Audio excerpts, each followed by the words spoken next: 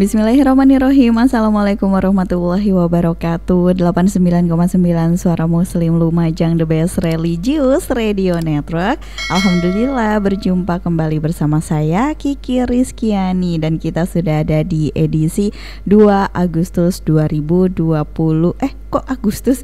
2 September 2025. Ternyata kita sudah berganti bulan ya, mitra muslim ya. Kok pikirannya masih Agustus kayak berasa pengen merdeka terus ya. Apakah kita sudah merdeka, mitra muslim? Ya, itu jawabannya ada di tangan mitra muslim masing-masing gitu ya. Merasakan kemerdekaan kah gitu ataukah seperti apa? Nah, kita ngebahas di Keluarga Harmoni, Oase Keluarga Harmoni bersama Yayasan Cahaya Al-Quran. Kita ada satu tema yang bisa kita diskusikan bersama. Anda bisa ikut berkomentar di 0811 3400 899. Tentunya dengan dua narasumber yang selalu setia hadir di studio Suara Muslim Lumajang untuk menyapa Anda semuanya mitra muslim. Jadi nggak boleh ngantuk dulu gitu ya. Kita ngobrolin tentang Duck Syndrome. It's okay not to be okay. Seperti apa mitra muslim? Saya juga nggak tahu ini ya. Nanti kita langsung tanyakan kepada dua narasumber saya yang sudah hadir. Ada Dr. Alia Hidayati, SPTHT BKL, Direktur Yayasan Cahaya Al-Quran, sekaligus Wakil Ketua Dewan Dakwah Islam Indonesia Lumajang. Dan juga ada Ustadz Suharyo AP selaku Ketua Dewan Dakwah Islam Indonesia Lumajang. Tentunya kita akan ngebahas tuntas sampai tanda waktu 2 siang. Mungkin kita sering melihat ya mitra muslim ya, di balik unggahan prestasi, senyum saat rapat organisasi, dan juga obrolan-obrolan santai di kantin gitu ya. Bisa jadi ada seseorang yang sangat lelah menjalani hidupnya. Bukan hanya lelah fisik semata, tapi lelah karena terus merasa harus terlihat baik-baik saja. Nah, mungkin ada beberapa teman kita, rekan kita gitu ya, sebagai mahasiswa, karyawan gitu, yang sering kali terbiasa menyembunyikan tekanan dalam diam, tetapi tampil tenang di permukaan ya, meskipun sebenarnya sedang kewalahan. Inilah yang disebut dengan fenomena Duck Syndrome. Nah, lebih lengkapnya mitra muslim kita akan bahas tuntas bersama Dr. Alia dan juga Ustadz Suharyo AP. Assalamualaikum. Waalaikumsalam warahmatullahi wabarakatuh. Sehat Bu Dokter dan juga Ustadz Suharyo? Alhamdulillah sehat. Dan menarik sekali untuk tema kita di siang hari ini ya, tentang Duck Syndrome. Kadang memang kita merasa kayak kayak lelah tapi kita harus terlihat baik-baik aja gitu nggak sih Bu Dokter? Iya. Duck Syndrome itu asal nggak sampai, kalau yang di Duck Syndrome kan sampai burnout gitu ya. Oh, kalau di Duck Syndrome itu sampai burnout? Iya, nggak selalu lelah itu pertanda Duck Syndrome ya, enggak lah. Kita semua mesti ada lelahnya, wajar ya. Tapi kalau yang di Duck Syndrome itu memang sudah kelelahan karena ya tekanan sekitar, tekanan dari dalam dirinya sendiri. Nah, biasanya ini kan istilah yang pertama kali muncul untuk menggambarkan para mahasiswa sebenarnya ya, dari istilah ini kan muncul pertama di USA ya, di Stanford University ya. Jadi ibaratnya kayak mahasiswa ini dilihat seperti bebek yang kelihatannya tenang, padahal kakinya ini bergerak terus di atas air ya, supaya dia tidak tenggelam. Dia sibuknya cenderung ke panik gitu, karena kan memang bebek bukan hidupnya di air kan. Begitu. Nah, ini ya sama dengan fenomena mahasiswa yang waktu itu disorot yang di Amerika itu.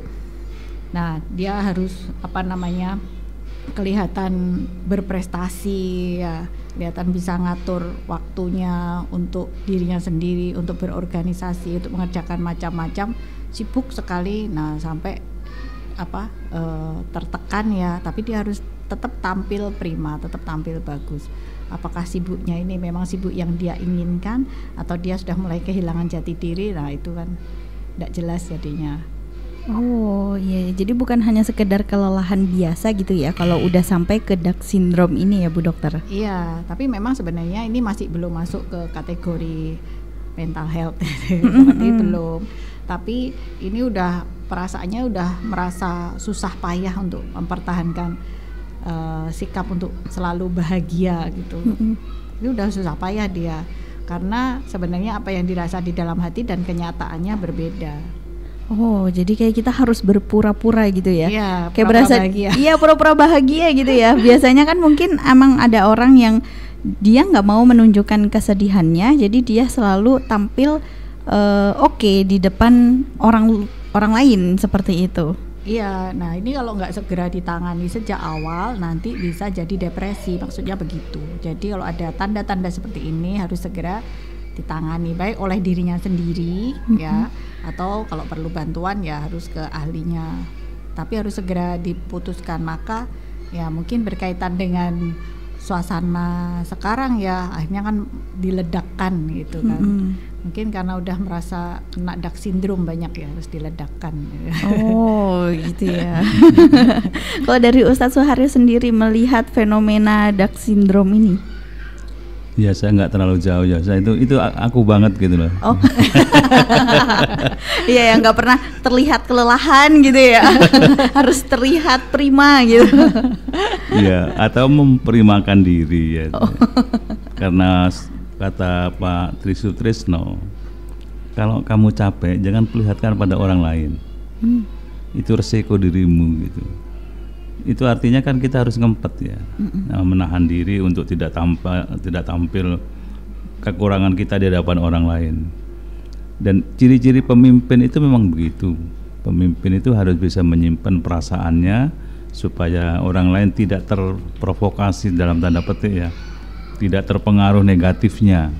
Kita harus menjaga stamina diri maupun stamina orang lain yang kita pimpin itu supaya sama-sama bergerak penuh semangat, optimis, husnudon, sehingga semua melihat segala sesuatu dengan kacamata putih. Ada optimisme di dalam hidup itu. Tapi kalau kita kemudian ya terlalu jujur ya, tampil kalau capek diperlihatkan capeknya, orang lain akan terpengaruh. Ya pasti akan terpengaruh, apalagi dia seorang leader. Leader itu akan ada pengaruh besar kepada orang yang ada di sekitarnya. Kalau leadernya sudah kelihatan capek, maka yang lain juga tidak punya semangat, tidak punya gairah. Jadi menurut saya lebih baik kita nggak apa-apa kita berpenampilan pura-pura untuk kebaikan bersama, sehingga hal-hal yang positif saja yang kita perlihatkan, yang negatif kita rasakan sendiri saja. Iya. Kalau dari sisi orangnya sendiri yang terus-terusan memperlihatkan kebahagiaan, padahal di dalam dirinya itu kayak ini bukan aku gitu loh, ini bukan aku. Itu dampaknya seperti apa ya? Ya capek dia, capek karena dia tampil bukan yang semestinya, bukan aslinya ya. Yang bagus sih menurut saya tampil apa adanya saja lah. Kalau memang kita mampu menahan diri ya tahan, kalau tidak mampu ya cari teman yang bisa kita jadikan sebagai tempat curhatnya, penyalurannya pada hal tertentu. Jangan kepada semua orang, karena semua orang itu akan menjadi pihak yang menertawakan kelemahan kita. Jadi kelemahan kita itu akan menjadi bahan cemoohan dari orang lain. Kita puas menyampaikan perasaan kita yang misalnya tertekan, tapi orang lain kemudian membuat catatan-catatan dari si Fulan ternyata cuma segini ya hidupnya, begitu-begitu aja. Kelihatannya dia punya problem sekarang gitu, dijadikan. Jadi kayak mah seneng gitu ya orang lainnya. Iya, mah seneng. Jadi bahan. Iya, jadi bahan. Kalau dari Bu Dokter bagaimana Bu Dokter? Kalau misalkan yang melihat orang yang memang dia tampil benar-benar seneng, bahagia terus gitu, padahal sebenarnya dirinya pun juga lagi memendam luka mungkin. Setiap orang tuh punya bebannya masing-masing ya. Tinggal orang tersebut bagaimana mengatasinya, mencari solusinya yang tepat sesuai dengan situasi dan kondisi saat itu dan sesuai dengan kemampuannya. Jadi seperti yang Ustadz Haryo tadi contohkan, kayak sebagai pemimpin harus iya, kalau kata Agus Salim ya, founding father Republik ini ya, itu Leiden is Lichten ya. Jadi memimpin itu menderita. Iya, harusnya begitu. Bukan tambah seneng, tambah dapat nih ya, gitu juga gitu. Dan itu memang sudah dicontohkan oleh para pemimpin kita pendiri bangsa ini, mereka semua nggak ada yang berkelimpahan secara materi, tapi harga dirinya, martabatnya berkelimpahan begitu. Dan akhirnya respeknya dikenang sampai entah mereka ini sudah meninggal sekian lama, sampai sekarang jasa-jasanya itu diteladankan oleh untuk kita semua begitu. Nah, memang kembali ke dark syndrome nih ya, asal kita mampu mengatasinya ya it's okay gitu, nggak masalah. Nah, masalahnya kalau kita nggak mampu mengatasi, kemudian merusak diri atau bahkan sampai perbuatan merusak ini kena ke sekitar, nah ini kan yang harus dicegah, ya begitu. Akhirnya kalau sampai merusak diri, kan akhirnya kita nggak bersyukur ya atas nikmat hidup yang sudah diberikan Allah untuk kita, ya gitu. Jadi apapun yang terjadi pada kita, mau dark syndrome atau enggak, ya memang untuk menjalani hidup ini tantangannya banyak, tapi belum tentu berat, tergantung point of view atau sudut pandang kita, persepsi kita bagaimana. Maka bergaulah dengan orang-orang yang vibe-nya positif, yang agamis, religius gitu. Jadi selalu ada harapan, sesusah-susahnya kita anggap itu nanti dapat reward di akhirat kelak. Jadi semangat lagi gitu. Oh, jadi ini dalam pemilihan circle pun juga memang dibutuhkan ya untuk kita semua gitu. Sangat. Kalau kita pas lagi down ya, lagi turun, lagi drop lah, kemudian circle kita tambah ngancur-ngancurin, tambah omongannya toksik, ya gimana kita mau bangkit? Yang ada jadinya kita mental health kenanya gitu kan. Iya kan, emang salahmu, emang kamu dari kamu ini udah bego dan sebagainya semuanya gitu, nggak punya apa-apa ya kan, tambah berantakan. Apalagi masih ada tuntutan dari akademik misal seperti itu, kemudian dari keluarga atau masyarakat karena kita udah memilih bidang yang ekspektasinya tinggi atau apa namanya di masyarakat gengsinya tinggi, tambah kan sebenarnya ternyata kita kadang mampu kadang nggak mampu gitu.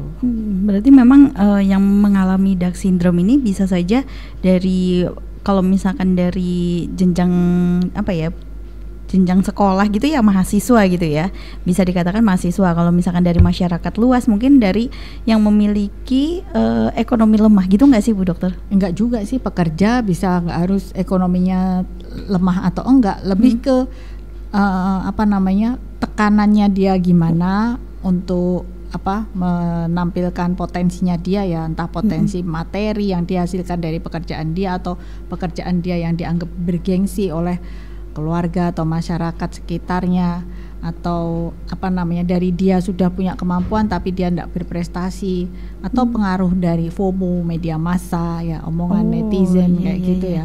Kemudian juga karakter pribadinya dia yang cenderung perfeksionis, atau pola asuh zaman dirinya kecil yang mungkin mengalami hal-hal traumatis, misal dia membutuhkan bantuan tapi orang tua atau sekitarnya nggak ada yang nolongin, sehingga mungkin seumpama terlibat dalam peristiwa kekerasan atau apa, tidak ada yang nolongin sama sekali, dan itu membekas sekali. Atau dia punya rasa percaya diri yang rendah sehingga dia pengennya membutuhkan validasi sekarang ini, apa-apa harus validasi seperti itu. Berarti ini bisa dialami untuk semua kalangan gitu ya Bu Dokter ya? Jadinya kalau kita pikir ya sekarang kan kita lihat anak kecil-kecil SD aja udah butuh validasi. Iya ya, apalagi adanya media sosial gitu ya. Anak kecil udah punya atau udah bisa mengakses media sosial dari orang tuanya mungkin. Jadi akhirnya dia bisa buka, akhirnya dia ya penasaran juga ini apa gitu. Caranya seperti itu. Kalau di zamannya Ustaz Suhari masih belum ada ya Ustaz ya. Jadi kayak masih aman gitu ya Ustaz ya. Ya aman. Mau nelpon aja itu pakai nelpon ya. Itu pakai yang bengok-bengok itu, yang suara keras, nggak ada orang ngomong berahasia di telepon. Oh. Karena kalau nggak keras nggak nyampe. Oh gitu. Iya, kelawan bicaranya itu. Yang masih puter gitu, untuk nomor masih diputer gitu. Yang gini ya? Iya, ada yang begitu, ada yang di tembok yang dibuat puter gini. Oh iya. Pokoknya enak lah, aman lah kehidupannya. Jadi kayak nggak ada rahasia gitu ya. Kalau sekarang udah di samping aja mungkin masih bisa rahasiaan gitu ya. bahkan bisa bisik-bisik dengan orang lain kan. Karena orang nelpon kan bisik-bisik. Langsung ke telinganya kan. Iya bener langsung begini gitu ya Ustaz ya. Jadi memang udah perkembangan zaman gitu. Apakah di zaman-zaman sekarang ini memang banyak yang mengalami Dark syndrome atau seperti apa? Nanti dijawabnya ya Ustaz ya, dan juga Bu Dokter. Kita jeda dulu. Untuk mitra muslim juga boleh gabungan di 0811 3400 899. Tetaplah di Oase Keluarga Harmoni bersama Yayasan Cahaya Al-Quran. Mitra Muslim, kembali lagi di Oase Keluarga Harmoni bersama Yayasan Cahaya Al-Quran. Kita masih membahas tentang Dark syndrome nih Mitra Muslim. Apakah di zaman sekarang ini banyak gak sih kira-kira yang mengalami Dark syndrome ini karena perkembangan teknologi tadi gitu ya? Ini pertanyaan saya sebelum jeda, jadi monggo dijawab Ustadz dan juga Bu Dokter. Gimana Mbak? Saya nunggu dari Bu Dokter dulu. Oh gitu. Ya, saya kan bagian nyambung-nyambung. Banyak nggak maksudnya yang mengalami Dark syndrome? Iya di zaman sekarang. Ya tentu banyak kalau saya pikir ya, dan menganalisis kondisi yang ada sekarang ya. Buktinya tuh ya kebanyakan orang zaman sekarang itu sebenarnya merasa kewalahan dengan situasi yang ada ya. Kan situasi yang ada itu penuh dengan banjir informasi. Informasi itu cepet banget, dinamis banget berubah kayak gitu. Misalnya kondisi lagi aman, ternyata apa-apa naik kayak gitu, cepat gitu loh. Nggak ada pemberitahuan.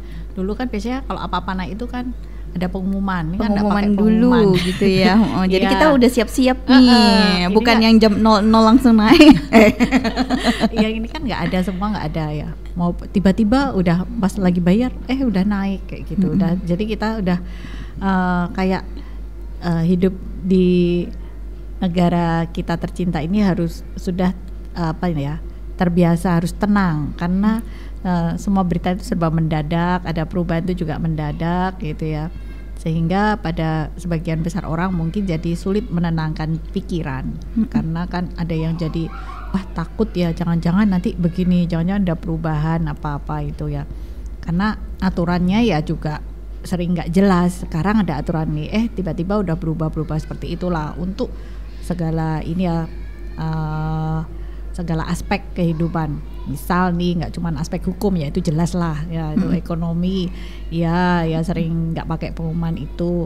Kemudian pendidikan ya kan, yang sekarang ini anak kelas 6 SD, kelas 3 SMP, 3 SMA itu nanti ada kan baru April atau apa pokoknya yang dibilang ada tes potensi akademik, gak cuma kayak gitu-gitu kan, ada perubahannya itu sudah last minute gitu loh.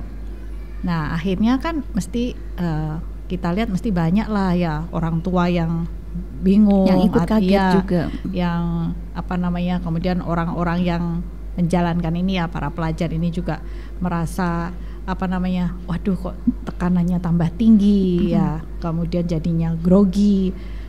Tapi kelihatan mukanya baik-baik aja, tetap main, tetap nge-game atau tetap ya melakukan aktivitas seperti biasanya. Tetapi yang kita lihat para pelajar atau orang tua ini juga jadinya masih muda-muda tapi gampang loyo.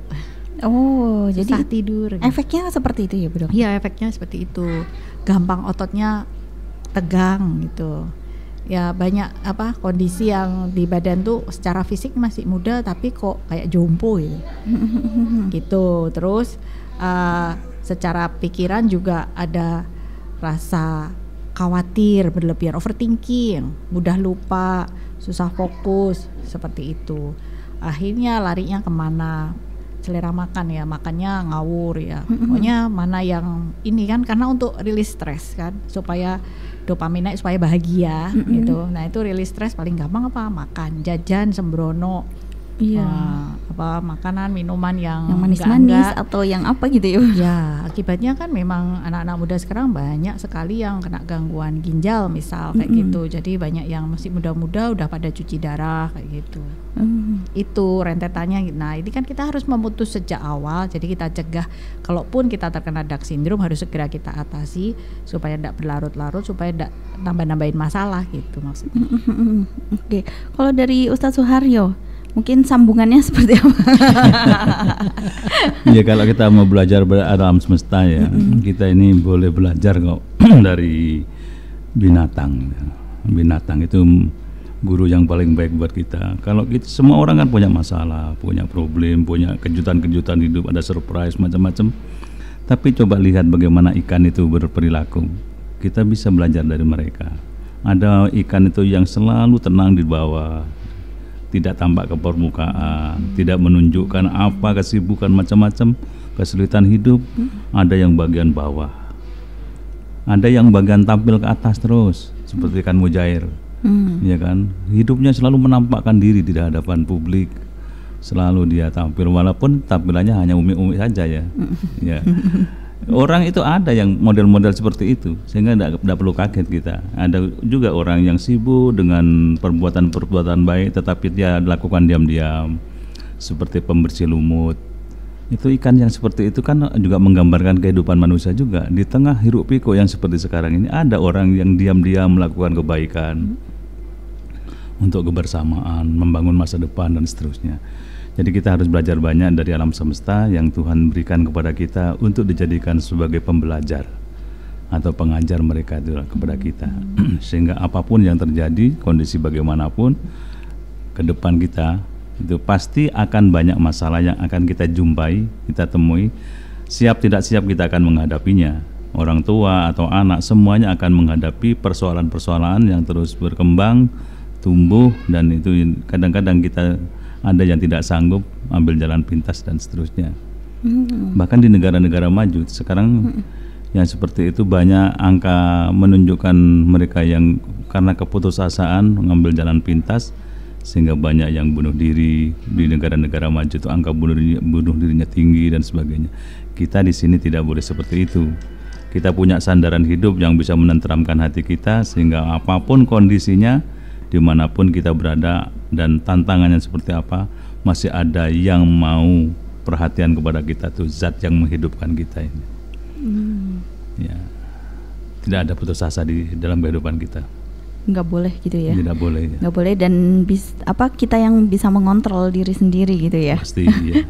Nah itu cara mendeteksinya itu kalau misalkan kita sudah misalkan kan memang kalau misalkan kita ada sesuatu bisa kita lari ke ahlinya seperti itu. Nah sebenarnya apa Bu yang yang bisa kita antisipasi untuk diri kita sendiri? Wah kayaknya saya butuh seorang ahli deh, atau saya terkena dark syndrome atau enggak sih gitu?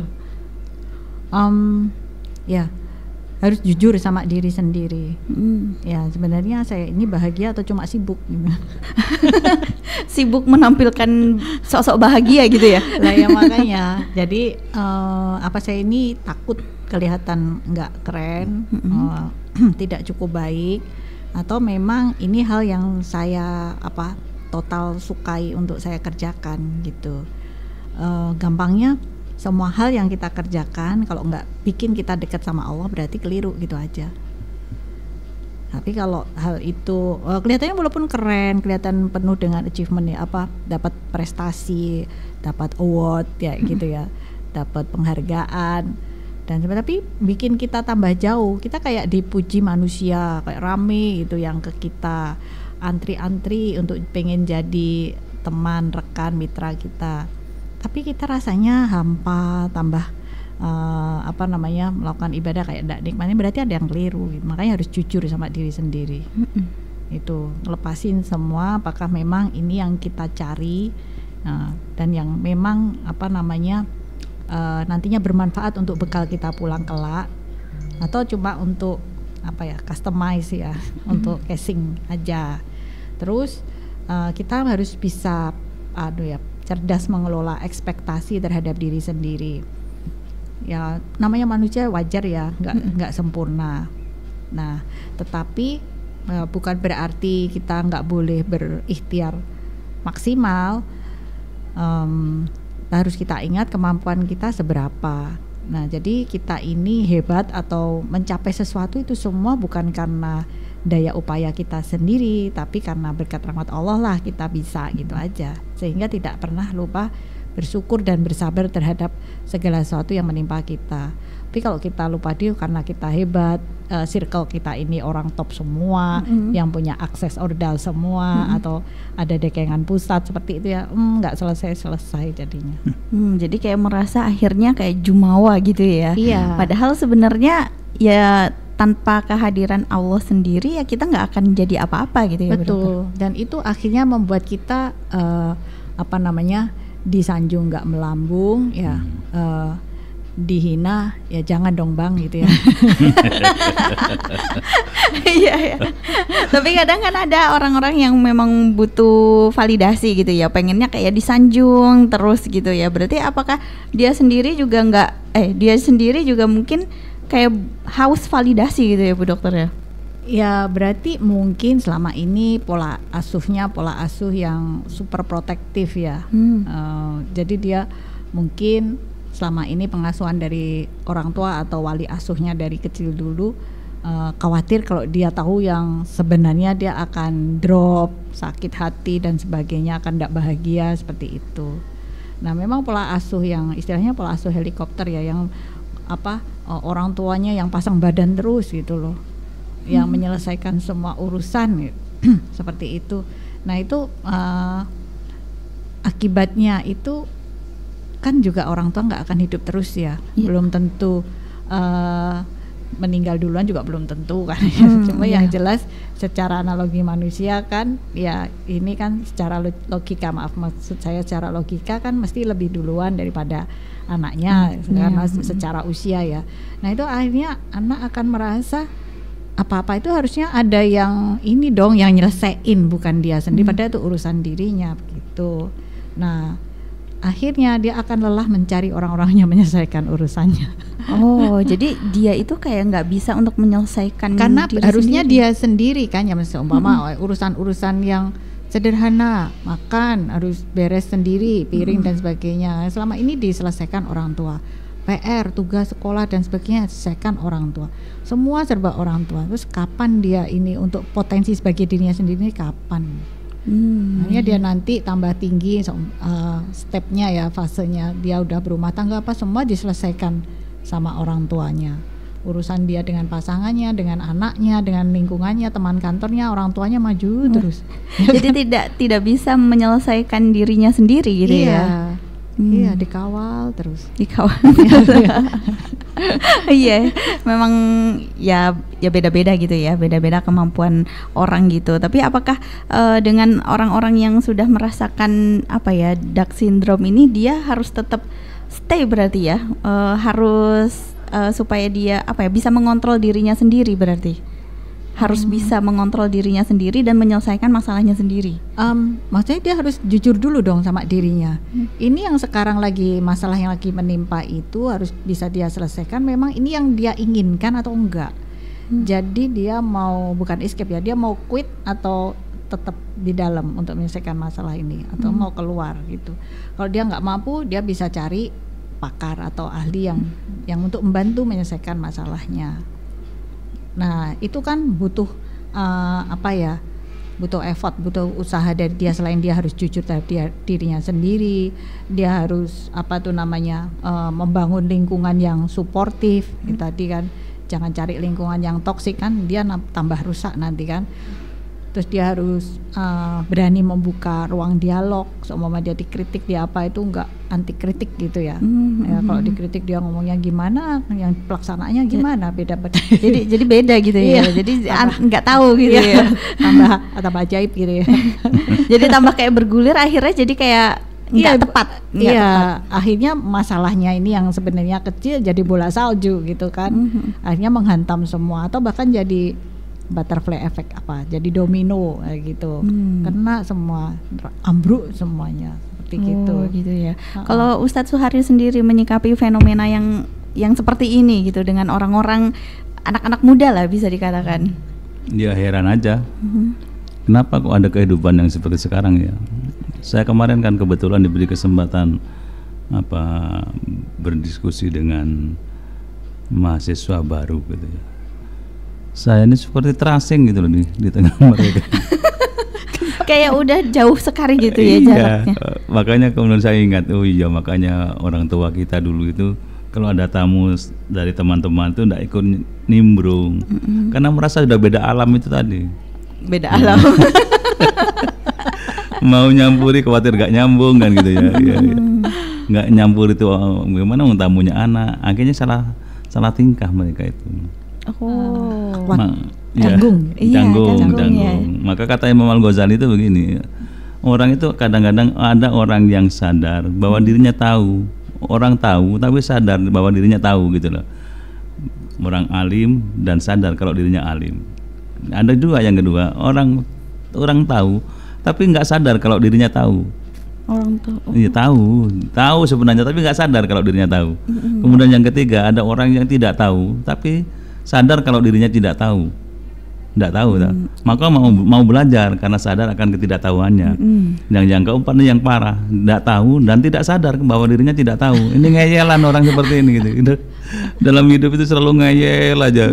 Dia tidak tahu sebenarnya dan dia nggak sadar kalau dirinya nggak tahu. Diberitahu nggak mau. Oh, jadi justru tidak bisa memperbaiki diri. Tidak bisa memperbaiki diri. Maka kembalilah sekarang kepada kehidupan yang sejatinya hidup itu seperti apa. Bagi kita orang yang beragama tadi seperti yang Bu Dokter sampaikan, kembalilah kepada sandaran yang benar dalam hidup ini. Karena dia tempat pelarian yang paling benar dan paling tepat. Hidup ini memang banyak masalah kok. Ya semua orang punya masalah. Jangan dikira orang yang mesem-mesem nggak punya masalah. Wah iya. Ya, banyak masalah juga dia, cuma menutupi problemnya itu tidak ditambahkan ke orang lain. Pada prinsipnya dia itu dengan bergemuruh dengan persoalan yang dihadapinya. Maka kembalikan kepada rel yang benar. Hidup itu seperti apa? Bagaimana menghadapi orang-orang yang punya masalah? Apa kita larut dengan masalah mereka? Kalau kita berhadapan dengan masalah diri sendiri, tuntaskan dan tekan kuat mungkin, jangan ditampakkan ke orang lain. Kalau kita berhadapan dengan orang yang sedang punya masalah, berikan solusi karena dia butuh bantuan kita. Iya. Karena memang sebenarnya orang-orang seperti itu butuhnya itu solusi, gitu ya. Dan solusinya tuh harus tepat dan juga jelas gitu, nggak bisa ngambang gitu ya solusinya. Karena kan orang-orang seperti itu juga butuh keluar dari zona dia ini gitu ya Ustadz ya. Karena nggak enak ada di zona ini nih. Misalkan dia Down syndrome harus terlihat bahagia, terlihat happy, tapi sebenarnya dia menyimpan luka gitu. Jadi sebenarnya ya memang orang-orang ini butuh solusi. Ya, gitu. Jangan kira motivator nggak punya masalah. Di depan orang kan gagah, kayak benar. Semua konsepnya jelas. Begitu pulang dari area dari forum itu, dia di dalam kamar hotel, dia tersungkur seorang diri. Mikir masalah saya belum selesai, saya memberikan solusi pada orang lain gitu. Iya. Itu kalau kayak gitu akhirnya kayak merasa beban untuk diri sendiri nggak sih ya? Iya, menipu diri sendiri. Iya. Oh iya. Katanya Bu Dokter nggak jujur kepada dirinya. Tapi itu karena tuntutan profesinya. Iya. Ya berarti sama kayak host juga gitu ya. Persis. Berpura-pura lagi baik-baik saja padahal mungkin abis ngapain gitu ya. Abis kenapa gitu ya. Termasuk juga para narasumber saya ini. Iya, jangan dibuka lah persoalannya. Bu Dokter banyak kegiatannya, banyak cicilan yang harus dicicil. Udah cicilan dicicil lagi. Cicilan dicicil, iya sih emang bener. Iya oke. Nanti kita lanjutin lagi ngebahas Down syndrome nih Mitra Muslim. Tetaplah di Oase Keluarga Harmoni bersama Yayasan Cahaya Al-Quran. Mitra Muslim masih di Oase Keluarga Harmoni bersama Yayasan Cahaya Al-Quran. Kita masih membahas tentang ngobrolin Down syndrome. It's okay not to be okay. Dikasih tema ini saya jadi berpikirnya langsung wah drakor. Ibu masih tahu ya Bu ya. Bu Dokter. Oke, karena kita ada di sesi yang terakhir, saya mau bertanya untuk Down syndrome ini apakah berbahaya gitu Bu Dokter orang-orang yang terkena Down syndrome ini? Ya kalau udah terkena ya ini harus segera di stop ya supaya tidak jadi depresi. Caranya gimana ya, konseling dengan ahlinya untuk mengenali masalah atau kecemasan yang sebenarnya ini membebani hidup gitu loh. Tapi mungkin karena dia nggak ngaku, nggak mau jujur dengan dirinya, jadi dia kayak meremehkan. Kemudian juga harus mengenali kompetensi diri, bisa nggak ini mengatasinya, bisa ngatasin sendiri atau butuh support system atau sudah butuh ke ahli gitu. Terus ya ini belajar ya love yourself lah ya.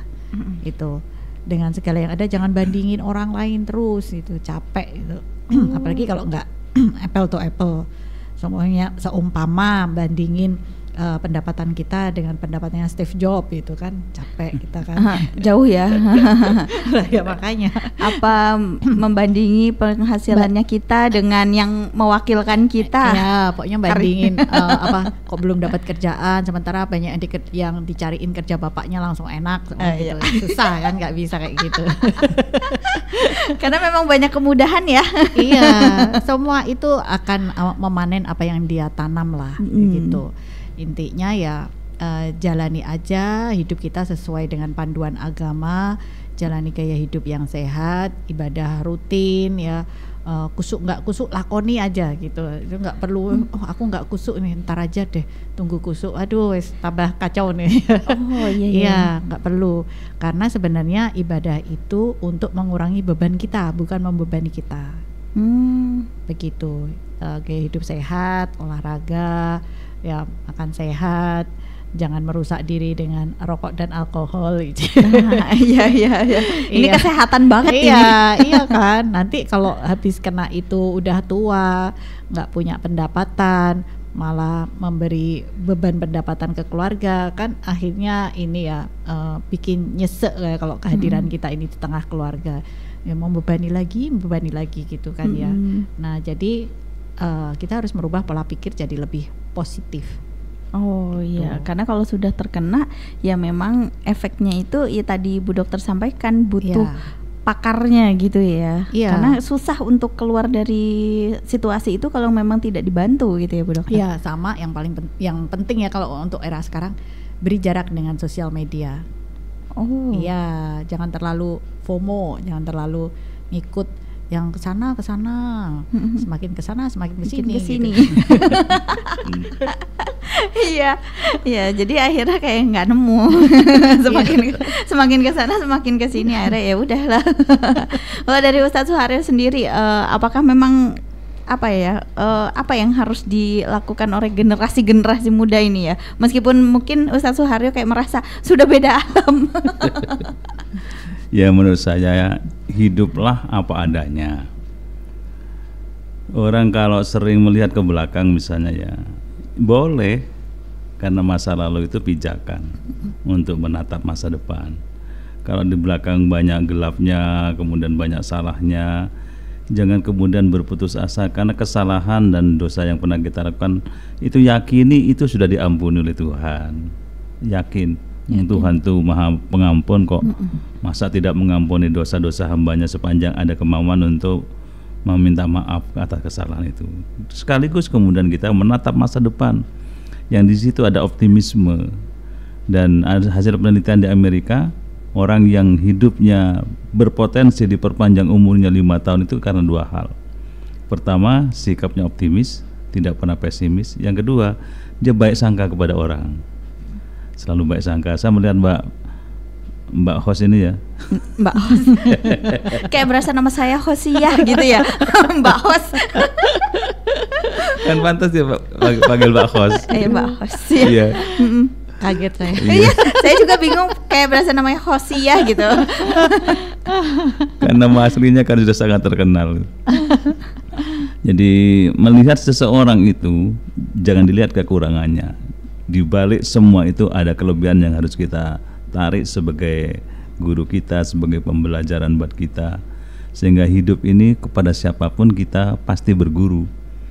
Terhadap anak kecil berguru, karena anak kecil itu belum banyak salahnya. Bergurulah kepada orang yang salahnya masih minimalis gitu. Kepada orang senior bergurulah kepada mereka, karena mereka kebaikannya lebih banyak daripada kita, karena umurnya lebih panjang. Sehingga melihat segala sesuatu dengan kacamata optimis, dengan kacamata putih, itu akan membuat kita, hidup kita ini selalu ada harapan-harapan besar. Tidak pernah kita menganggap hidup ini kok sempit, nyesek, macam-macam ya. Walaupun kurang, semua orang punya kekurangan itu.